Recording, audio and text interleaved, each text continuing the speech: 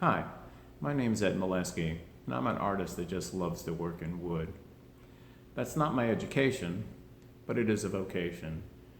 Since I retired, I've been working pretty much full-time in creating just beautiful objects out of Native American wood, typically from Northeast Florida. Most of the wood around here that we use for wood turning is material that has been left in the side of the road or when a person is having a tree taken down. A number of us will gather and cut it all up and take it home and begin to process it. Wood is an organic material, so it's not like making something out of stone or steel. In this case, you have to take into account the fact that it's green.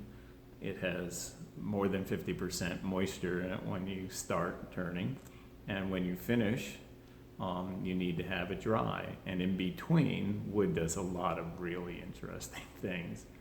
So for us, it's a longer process. If we start with something green, it's probably a matter of 6 or 7 months before we get to the finished article. We start it in a careful way, let it dry, and then come back after it's dried and return it again.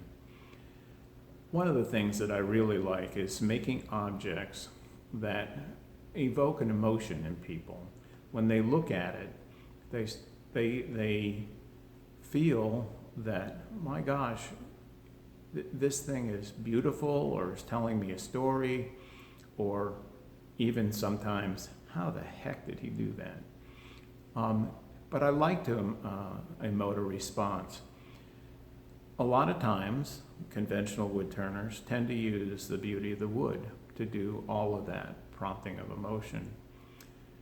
But I like to use other tools as well.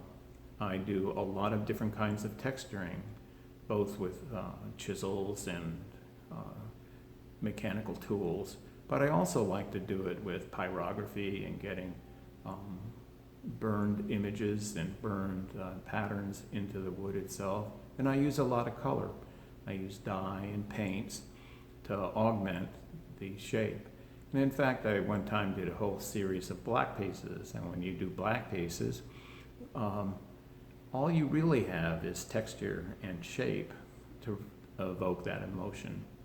And I like that. I like that ability to really focus and crystallize what you're making into a very finite thing. But I find wood really fascinating, and we have so many different wonderful woods here. Some of my favorites are cherry and camphor and soft maple and sycamore, but there are many, many more. And each of them has their own characteristics. We all have to learn a little bit about how each one dries and warps and cracks and all of that. But that's part of that process. So now that I've been at it for nearly 20 years, I think that it's something that you can build on. It's a mixture of craftsmanship and art.